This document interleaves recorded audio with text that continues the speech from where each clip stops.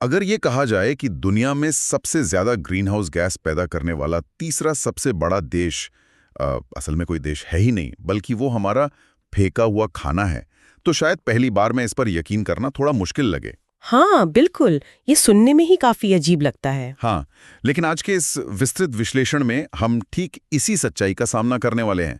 तो आज का हमारा विषय है भारत में भोजन की बर्बादी का गहराता हुआ संकट। जी, और इस पूरी चर्चा के लिए हमारे पास रंजना मिश्रा का एक बेहद शोधपूर्ण लेख है और साथ ही संयुक्त राष्ट्र पर्यावरण कार्यक्रम यानी जो यूएनईपी है, उनकी फूड वेस्ट इंडेक्स रिपोर्ट के कुछ बहुत ही चौंकाने वाले तथ्य हैं। सही कहा। और मैं शुरुआत में ही स्पष्ट कर दूं कि आज की इस चर्चा का मिशन सिर्फ ये गिनना नहीं है कि कूड़ेदान में कितना खाना जा रहा है। मतलब असल मकसद ये समझना है कि जो फेंका गया भोजन है वो केवल एक जैविक कचरा नहीं है, वो हमारी अर्थव्यवस्था, पर्यावरण और प्राकृतिक संसाधनों पर एक ऐसा विशाल बोझ है जिसे हम अक्सर अपनी रोजमर्रा की जिंदगी में नजरअंदाज कर देते हैं। और इसे नजरअंदाज करने का एक बड़ा कारण ये भी है कि हम भोजन को केवल एक अंतिम उत्पाद या एंड प्रोडक्ट के रूप में देखते हैं। मतलब जब कोई व्यक्ति अपनी प्लेट में बचा हुआ खाना छोड़ता है तो उसे सिर्फ वो निवाला दिखाई देता है। हाँ, वो उसके पीछे की मेहनत नहीं देखता। बिल्कुल, उसके पीछे की वो पूरी श्रृंखला दिखाई नहीं देती जो उस निवाले को खेत से प्लेट तक लाने में लगी है। तो रंजना मिश्रा का लेख और यूएनपी की रिपोर्ट दोनों ही इस बात पर जोर देते हैं कि इस समस्या को केवल कचरा प्रबंधन के नजरिए से नहीं देखा जा सकता। ये एक पूरी प्रणाली की विफलता है। यही कारण है कि आज हम इस प्रणाली की परतों को उधेड़ने वाले हैं। तो चलिए शुरुआत करते हैं समस्या के पैमानों और आंकड़ों से, क्योंकि वे हमें जमीन की असलियत दिखाते हैं। जी। तो श्रोताओं के लिए ये जानना बहुत दिलचस्प होगा कि यूएनईपी की रिपोर्ट के अनुसार भारत में हर साल लगभग 78.2 मिलियन टन खाना बर्बाद होता है। और अगर इसका प्रति व्यक्ति औसत निकाला जाए तो ये आंकड़ा लगभग 55 किलोग्राम प्रति व्यक्ति प्रति वर्ष बैठता है। बाप रे, बहुत बड़ा आंकड़ा है ना? मतलब यहीं पर एक स्वाभाविक सा सवाल उठता है, 55 किलो प्रति व्यक्ति, ये तो लगभग एक वयस्क इंसान के वजन के बराबर है जो हर साल एक व्यक्ति द्वारा फेंक दिया जाता है। हाँ। तो क्या रोजमर्रा की जिंदगी में एक आम घर वाकई इतना खाना डस्टबिन में डालता है, या फिर इस आंकड़े के पीछे कोई और गणित काम कर रहा है? क्योंकि रंजना मिश्रा के लेख में शादियों और बड़े आयोजनों के दिखावे या शो ऑफ कल्चर का बहुत जिक्र है। देखिए, सिर्फ शादियां जिम्मेदार नहीं है, लेकिन वे इस आंकड़े को एक बहुत बड़ा और खतरनाक उछाल जरूर देती हैं। अच्छा। हाँ, इसे दो अलग अलग स्तरों पर समझने की जरूरत है। पहला है सूक्ष्म स्तर, यानी घरों में होने वाली बर्बादी। अब एक आम घर में शायद रोज आधी कटोरी दाल या एक रोटी बच जाती है। वो मात्रा बहुत मामूली लगती है। जी। लोग सोचते हैं कि एक रोटी से क्या ही होगा। बिल्कुल। लेकिन जब हम उस आधी कटोरी दाल को 140 करोड़ लोगों की आबादी से गुणा करते हैं तो वो रातों रात एक विशाल पहाड़ बन जाती है। सही बात है। लेकिन रंजना मिश्रा जिस दिखावे की संस्कृति की ओर इशारा कर रही हैं, वो एक अलग ही मनोविज्ञान है। शादियों या बड़े सामाजिक आयोजनों में भोजन पोषण के लिए नहीं पकाया जाता, वो सामाजिक रुतबे के लिए पकाया जाता है। यानी वहाँ खाना मेहमानों की भूख के हिसाब से नहीं, बल्कि मेजबान की हैसियत के हिसाब से तय होता है। जी बिल्कुल, वहाँ एक अलिखित नियम काम करता है कि खाना किसी भी सूरत में कम नहीं पड़ना चाहिए, वरना समाज में बदनामी होगी। हाँ, लोग क्या कहेंगे वाला डर। वही, इसी डर और सामाजिक दबाव के कारण हमेशा जरूरत से 20 या 30% ज्यादा खाना पकाया जाता है। और सबसे भयानक बात यह है कि आयोजनों के अंत में जो खाना फेंका जाता है वो जूठा या खराब नहीं होता। वो तो एकदम फ्रेश होता है। हाँ, वो पूरी तरह से सुरक्षित और खाने योग्य भोजन होता है, जिसे केवल इसलिए डस्टबिन में डाल दिया जाता है क्योंकि उसे परोसने का समय खत्म हो गया है। तो ये जो 55 किलो का आंकड़ा है, ये हमारी रोजमर्रा की छोटी लापरवाहियों और बड़े आयोजनों की इस संस्थागत बर्बादी का एक मिलाजुला परिणाम है। ये एक बहुत ही स्पष्ट तस्वीर पेश करता है। लेकिन जैसा कि हमने शुरुआत में तय किया था कि हम इस समस्या के अदृश्य हिस्से पर ज्यादा बात करेंगे। जब हम 55 किलो खाने की बर्बादी की बात करते हैं तो हम केवल उस जैविक पदार्थ की बात नहीं कर रहे हैं, हम उन संसाधनों की बात कर रहे हैं जो उस खाने को उगाने में लगे हैं। बिल्कुल सही कहा। इस स्थिति को समझाने के लिए एक तुलना का इस्तेमाल करते हैं। मान लीजिए किसी ने अपनी जिंदगी भर की गाढ़ी कमाई से एक नई चमचमाती कार खरीदी, शोरूम से उसे निकाला और सीधी ले जाकर एक कबाड़खाने में क्रशर के नीचे डाल दिया। अरे बाप रे। अब उस क्रशर में केवल वो कार नष्ट नहीं हुई, उस कार को बनाने में इस्तेमाल हुआ सारा उच्च गुणवत्ता वाला स्टील, कारखाने के मजदूरों की मेहनत, बिजली, डीजल, सब कुछ एक ही झटके में शून्य हो गया। तो भोजन की बर्बादी भी ठीक ऐसे ही है ना? हाँ, ये एनालॉजी स्थिति की गंभीरता को बहुत अच्छी तरह से सामने लाती है। मतलब कृषि कोई जादुई प्रक्रिया तो है नहीं, ये दुनिया के सबसे ज्यादा रिसोर्स इंटेंसिव यानी संसाधन गहन उद्योगों में से एक है। पानी का ही उदाहरण लेते हैं। हम अक्सर जल संकट की बात करते हैं, लेकिन ये महसूस नहीं करते कि हमारा पानी असल में जा कहाँ रहा है। आपको पता है 1 किलो चावल उगाने के लिए औसतन 3 से 5 हजार लीटर पानी की आवश्यकता होती है। सच में इतना ज्यादा? जी हाँ। तो जब कोई व्यक्ति किसी बुफे में आधा किलो चावल अपनी प्लेट में छोड़ देता है, तो वो केवल चावल नहीं फेंक रहा होता, वो असल में 1500 से 2500 लीटर शुद्ध भूजल सीधे नाली में बहा रहा होता है। बाप रे, ये आंकड़ा तो किसी को भी विचलित कर सकता है। 1500 लीटर पानी सिर्फ एक प्लेट खाने के पीछे। बिल्कुल। और इसके साथ मिट्टी की उर्वरता और ईंधन का भी तो नुकसान होता होगा। निश्चित रूप से। एक स्वस्थ मिट्टी जिसमें सूक्ष्म जीव और पोषक तत्व होते हैं, उसे बनने में सैकड़ों साल लगते हैं।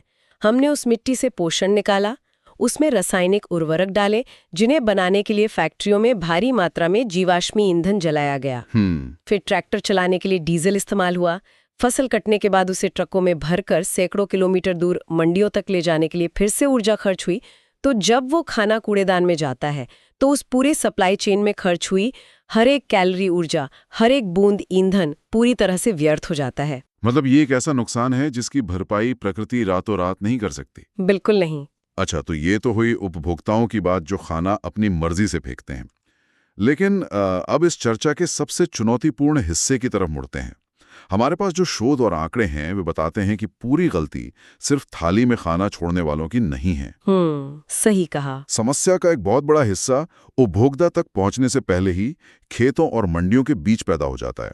लेख के अनुसार सप्लाई चेन की खामियों, कोल्ड स्टोरेज की कमी और कमजोर ट्रांसपोर्ट के कारण हर साल 1.5 लाख करोड़ रुपए की कृषि उपज बाजार तक पहुंचने से पहले ही सड़ जाती है। जी। या तो उपभोक्ता कुछ कर ही नहीं सकता। मेरा मतलब है, अगर समाज के लोग शादियों में और घरों में खाना फेंकना पूरी तरह से बंद भी कर दें, फिर भी लाखों टन फल और सब्जियां यूं ही सड़ जाएंगी। ये तो सीधे तौर पर हमारे सिस्टम और बुनियादी ढांचे की बहुत बड़ी नाकामी है। हाँ, इसे तकनीकी भाषा में फूड लॉस कहा जाता है, जो फूड वेस्ट से काफी अलग है। अच्छा, दोनों में क्या फर्क है? वेस्ट वो है जो प्लेट से फेंका गया, और लॉस वो है जो खेत से बाजार के रास्ते में खराब हो गया। आपने जिस 15.5 लाख करोड़ के नुकसान का जिक्र किया, उसे समझने के लिए हमें उस लीकी पाइपलाइन या रिश्ती हुई पाइपलाइन के मॉडल को देखना होगा। हमारी कृषि सप्लाई चेन एक ऐसी पाइपलाइन है जिसमें अनगिनत छेद हैं। तो इस लीकी पाइपलाइन में असल में होता क्या है? जैसे एक टमाटर खेत से निकलकर जब मंडी तक पहुंचता है, तो उसके खराब होने की प्रक्रिया क्या है? इसे ऐसे समझें, एक किसान भीषण गर्मी में टमाटर की फसल काटता है। अब उस टमाटर में खेत की गर्मी समाई हुई है, जिसे हम फील्ड ईट कहते हैं।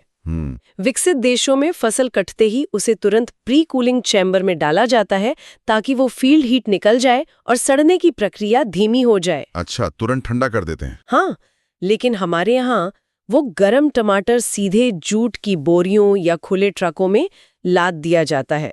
खराब रास्तों पर झटके खाते हुए चिलचिलाती धूप में वो घंटों या दिनों तक सफर करता है। बाप रे। इस दौरान उस टमाटर के अंदर रासायनिक बदलाव बहुत तेजी से होने लगते हैं।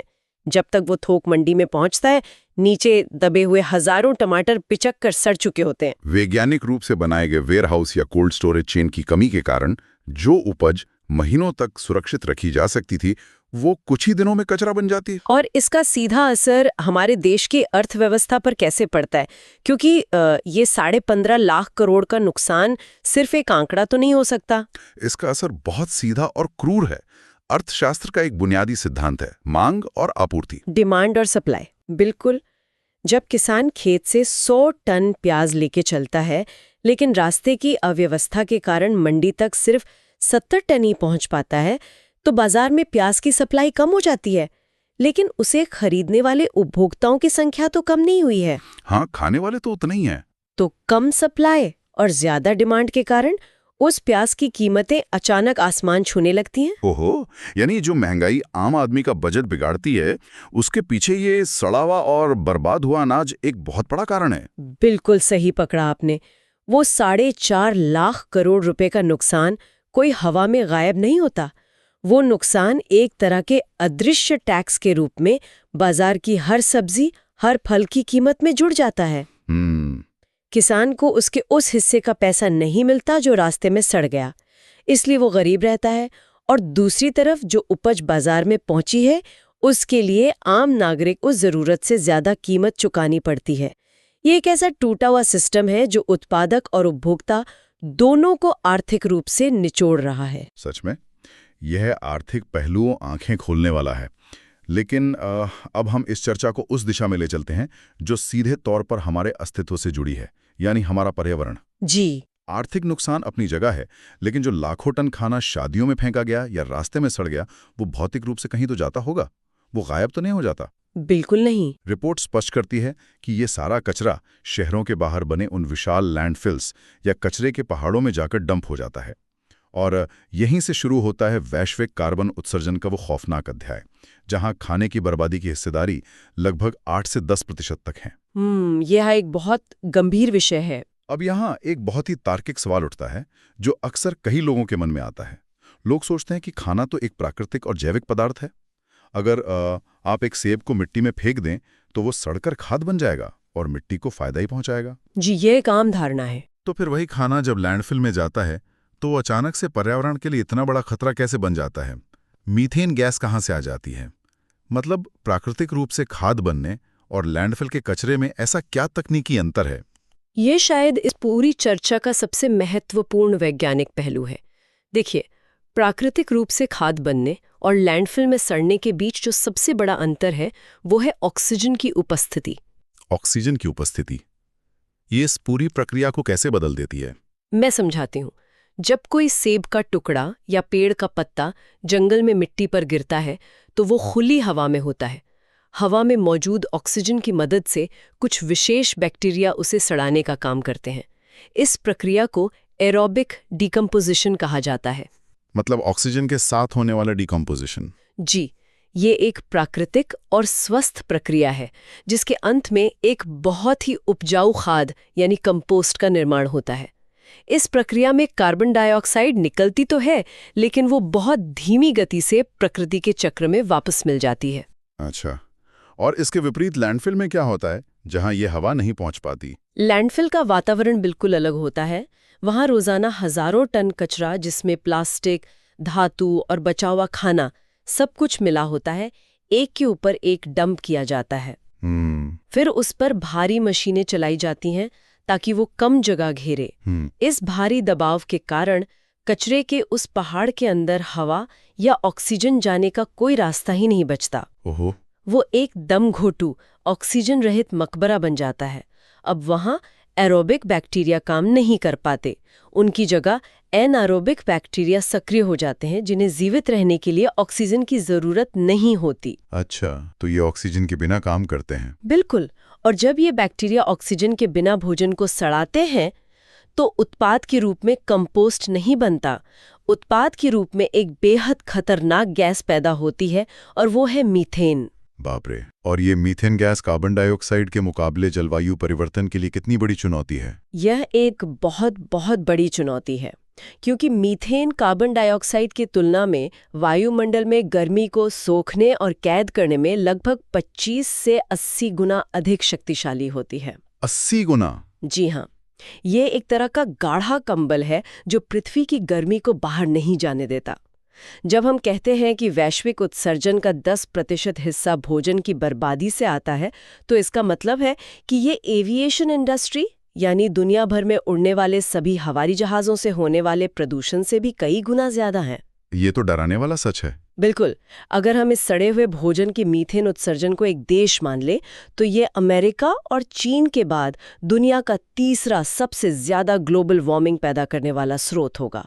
ये तथ्य अपने आप में पूरी दुनिया के लिए एक अलार्म है। मतलब हमने देखा कि कैसे शादी की एक एक्स्ट्रा प्लेट और खेतों से लेकर मंडी तक की खराब सड़कें मिलकर पानी, पैसा और हमारा भविष्य तीनों बर्बाद कर रहे हैं। सही कहा। तो अब सबसे अहम सवाल पर आते हैं। इस विशाल तबाही को रोकने के लिए रंजना मिश्रा के लेख में किस तरह के समाधानों पर चर्चा की गई है? क्योंकि ये कोई ऐसी समस्या तो है नहीं जिसे एक रात में सुलझाया जा सके। बिल्कुल नहीं। लेख स्पष्ट रूप से एक बहुआयामी दृष्टिकोण यानी मल्टी डिमेंशनल अप्रोच की वकालत करता है। किसी एक स्तर पर काम करने से बात नहीं बनेगी। इसके 3 मुख्य स्तंभ बताए गए हैं। अच्छा, वो क्या है? पहला है अवसंरचना यानी इंफ्रास्ट्रक्चर में भारी निवेश। सरकार और निजी क्षेत्र को मिलकर एक मजबूत कोल्ड चेन नेटवर्क बनाना होगा। इसका मतलब है कि खेत से लेकर रिटेल स्टोर तक उपज को एक नियंत्रित तापमान में रखा जाए। ताकि वो सड़े नहीं। हाँ, इसके साथ ही फूड प्रोसेसिंग उद्योगों को बढ़ावा देना ताकि जो टमाटर मंडी में बिकने से बच गए हैं उन्हें सड़ने से पहले ही प्यूरी या सॉस में बदला जा सके। ये तो हुआ सिस्टम को सुधारने का तकनीकी तरीका। इसके अलावा कौन से कदम सुझाए गए हैं? दूसरा महत्वपूर्ण कदम है फूड बैंक्स के नेटवर्क का विस्तार करना। इसका मतलब केवल अतिरिक्त भोजन इकट्ठा करना नहीं है, ये एक बहुत ही जटिल लॉजिस्टिक्स का काम है। हाँ, खाना जल्दी खराब जो हो जाता है। बिल्कुल, इसमें ऐसे तकनीक संचालित नेटवर्क की जरूरत होती है जो रियल टाइम में ये ट्रैक कर सकें कि किस बड़े होटल या शादी में सुरक्षित खाना बच गया है और उसे तुरंत रेफ्रिजरेटेड वैन के जरिए अनाथालयों या आश्रयों तक पहुंचाया जा सके, इससे पहले कि वो खराब हो। बहुत बढ़िया विचार है ये। और तीसरा और शायद सबसे मुश्किल कदम है सामाजिक नैतिकता और व्यवहार में बदलाव लाना। मैं इसी तीसरे बिंदु पर आना चाहता था। देखिए, इंफ्रास्ट्रक्चर बनाया जा सकता है, फूड बैंकों के लिए लॉजिस्टिक्स तैयार किए जा सकते हैं, क्योंकि वो भौतिक चीजें हैं जी। लेकिन क्या केवल सामाजिक नैतिकता की दुहाई देने से या लोगों से अपील करने से वो बिग फैट इंडियन वेडिंग का दिखावा खत्म हो जाएगा? मतलब क्या सदियों से चली आ रही सामाजिक हैसियत दिखाने की इस होड़ को इतनी आसानी से बदला जा सकता है? ये संदेह बहुत ही स्वाभाविक है। सामाजिक मान्यताएं और आदतें आसानी से नहीं बदलती, खासकर जब वे स्टेटस से जुड़ी हों। लेकिन अगर हम इतिहास पर नजर डालें तो समाजों ने समय समय पर अपनी उन प्रथाओं को बदला है जो अंततः उन्हें नुकसान पहुंचा रही थीं। ये बात तो है। ये बदलाव अचानक नहीं आता, ये जागरूकता के विस्तार से शुरू होता है। जब समाज के एक बड़े वर्ग को ये समझ आने लगेगा कि जिस भव्यता और बर्बादी को वे अपनी शान समझ रहे हैं वो असल में उनके ही देश की अर्थव्यवस्था को खोखला कर रही है और उनके बच्चों के पर्यावरण में जहर घोल रही है, तब जाकर एक नया नॉर्मल स्थापित होगा। हालांकि यह भी सच है कि केवल नैतिकता की अपील पर निर्भर रहना काफी नहीं होगा। कुछ और भी चाहिए होगा। बिल्कुल, बड़े स्तर पर बदलाव के लिए नीतिगत हस्तक्षेप की भी आवश्यकता होगी। सही कहा। तो अगर हम आज के इस पूरे विश्लेषण के धागों को एक साथ समेटें तो हमारे सामने जो तस्वीर उभरती है वो ये है कि भोजन की बर्बादी कोई एक अकेली घटना नहीं है। ये एक चेन रिएक्शन है। खेत में जरूरत से ज्यादा पानी निकालने से लेकर खराब इंफ्रास्ट्रक्चर के कारण 1.5 लाख करोड़ रुपए के आर्थिक नुकसान तक, और फिर वही खाना जब लैंडफिल में दबकर मीथेन में बदलता है तो वो हमारे फेफड़ों और जलवायु के लिए खतरा बन जाता है। इस पूरे चक्र को समझना हमारे समाज के लिए इसलिए जरूरी है ताकि हम सिर्फ अपराधी महसूस न करें, बल्कि इस व्यवस्था की खामियों को पहचान कर एक जिम्मेदार रुख अपना सकें। जी, ज्ञान और जागरूकता ही वो पहला उपकरण है जिससे हम इस जटिल समस्या के समाधान की ओर कदम बढ़ा सकते हैं। जब तक समस्या की जड़ें समझ नहीं आएंगी, समाधान की दिशा में प्रयास भी आधे अधूरे ही रहेंगे। बिल्कुल। लेकिन इस चर्चा को खत्म करने से पहले इन स्रोतों का गहराई से अध्ययन करने के बाद एक ऐसा विचार है जो लगातार सोचने पर मजबूर कर रहा है। वो क्या है?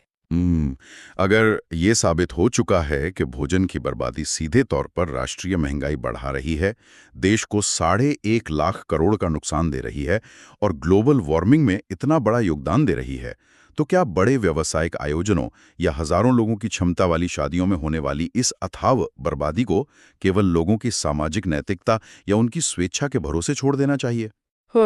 ये एक बहुत बड़ा सवाल है। हाँ, या फिर इतने बड़े राष्ट्रीय और पर्यावरणीय नुकसान को रोकने के लिए ऐसे विशाल आयोजनों पर सख्त कानूनी दायरा, भोजन की बर्बादी की सीमा या भारी जुर्माने का प्रावधान होना चाहिए? क्या अब समय आ गया है कि भोजन की बर्बादी को केवल एक बुरी आदत ना मानकर प्राकृतिक संसाधनों के खिलाफ एक अपराध माना जाए? खैर, इस विचारोत्तेजक सवाल के साथ आज का ये विस्तृत विश्लेषण हम यहीं संपन्न करते हैं। हमारे साथ जुड़ने के लिए धन्यवाद।